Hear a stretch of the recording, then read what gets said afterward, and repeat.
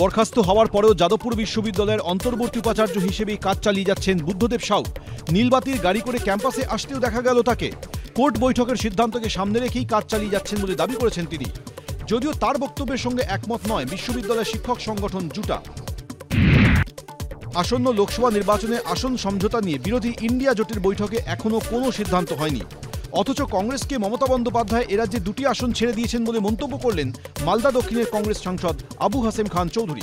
Chief minister পশ্চিমবাংলার উনি 2 seat Baharampur এবং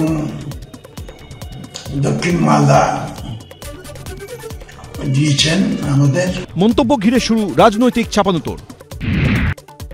ভারত জোড়ো যাত্রার পর এবার ভারত ন্যায় যাত্রায় রাহুল গান্ধী 14 জানুয়ারি থেকে 20 মার্চ পর্যন্ত চলবে কংগ্রেসের ভারত ন্যায় যাত্রা। 6200 কিলোমিটার পথ হাঁটবেন রাহুল, অতিক্রম করবেন 14টি রাজ্য।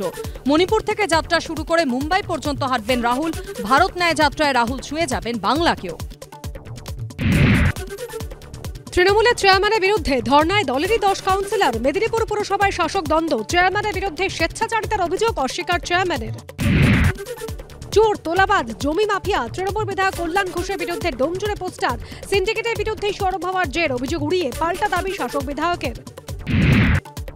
ব্রিগেডের পর এবার দীঘা জগন্নাথ মন্দির উদ্বোধনের দিন 10,000 কণ্ঠে গীতা পাঠের আয়োজন। সনাতন ব্রাহ্মণ ট্রাস্টের উদ্যোগকে সমর্থন তৃণমূলের, জানালেন অখিল গিরি। কলকাতায় আরও 3 করোনা আক্রান্তের হদিশ। 3জনই ভর্তি হাসপাতালে। আতঙ্ক নয়, সতর্ক থাকার পরামর্শ চিকিৎসকদের।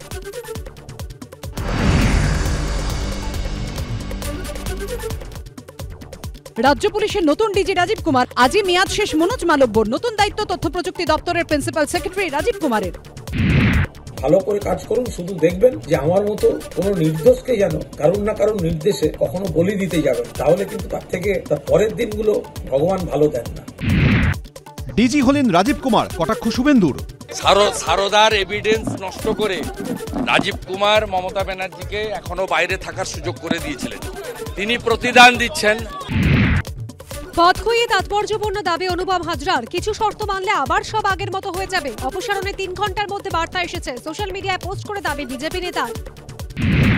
অনুপমের অপসারণ ঘিরে তুঙ্গে দরজা। সত্য বলে কোপে পড়লেন খোঁচা শতাব্দীর। বিজেপিতে ধাক্কা খেলে তৃণমূলের দরজা খোলা। কটাক্ষ সুজনের। নেতৃত্বে যা ঠিক মনে হয়েছে করেছে, মন্তব্য দিলীপের।